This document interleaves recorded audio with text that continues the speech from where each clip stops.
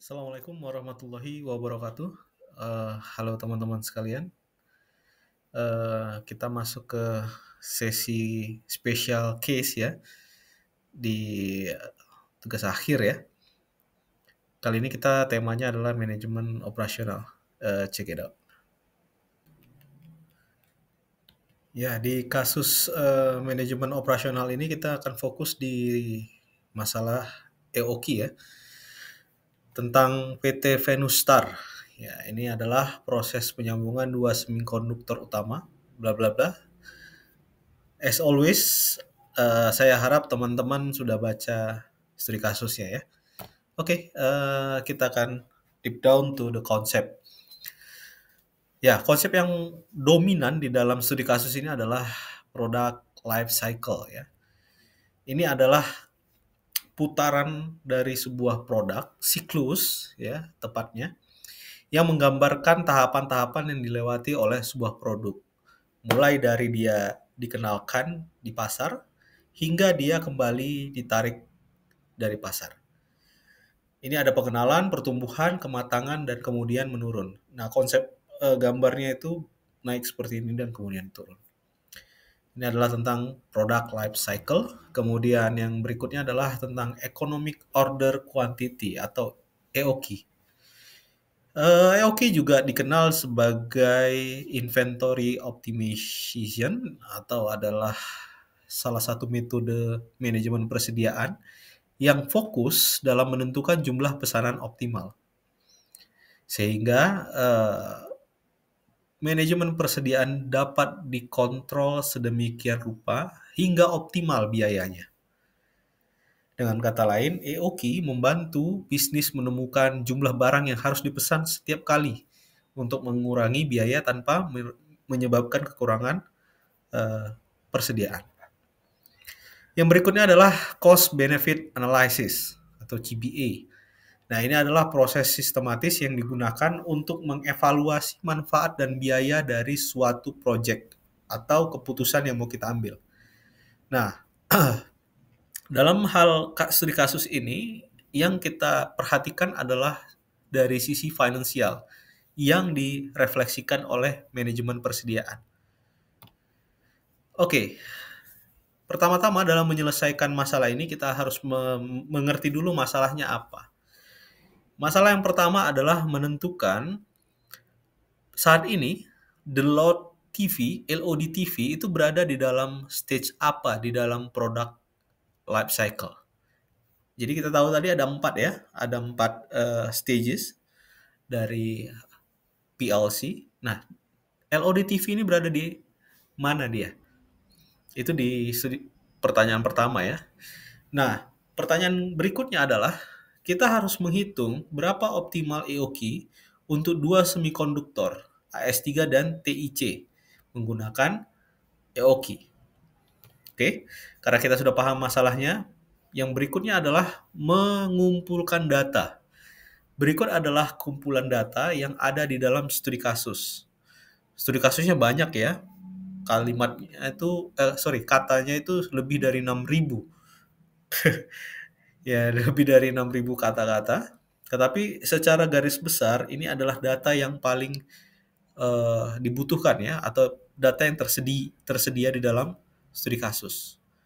Teman-teman bisa perhatikan. Oke. Nanti kalau dibutuhkan kembali lagi ke detik ini.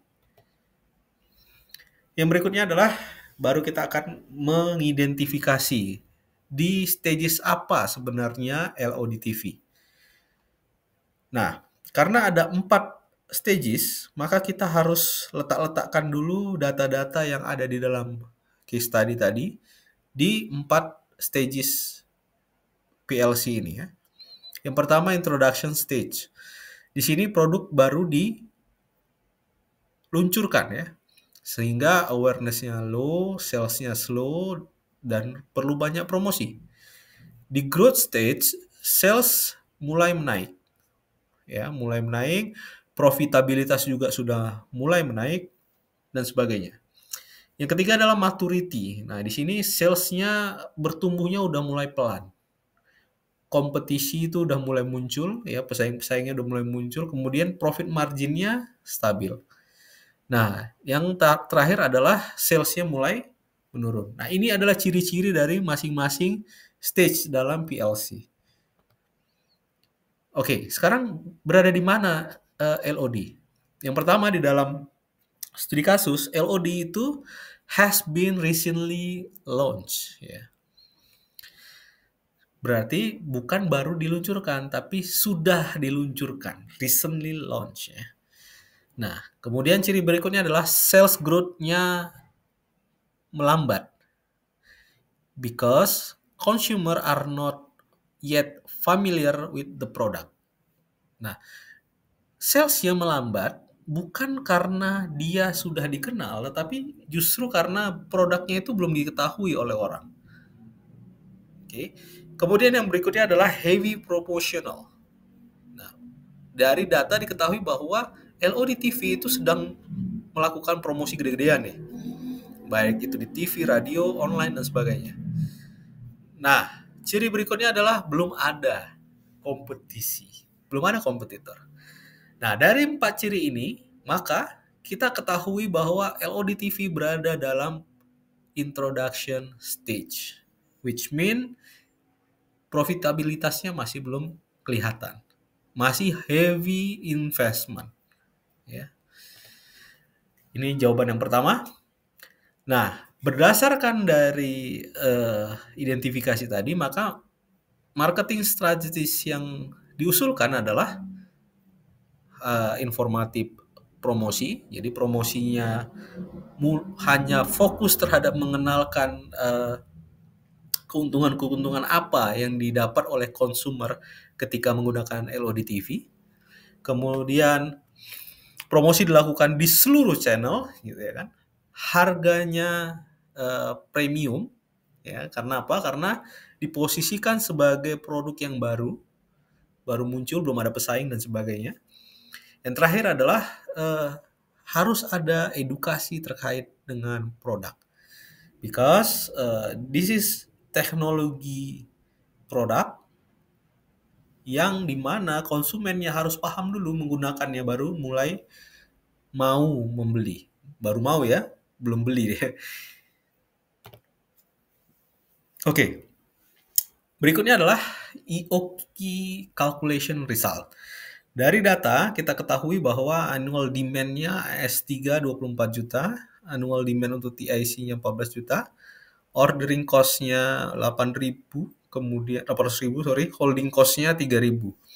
Ordering cost ini adalah biaya memesan ya.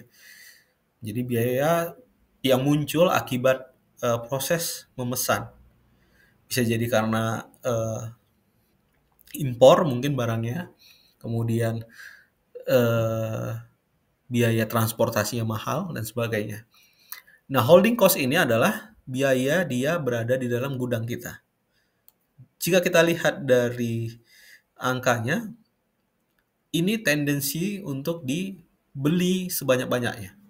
Kenapa? Karena harga holding cost-nya rendah kan. Sedangkan sekali ordernya mahal. Kalau kita cuma beli satu, ini gawat juga ya kan.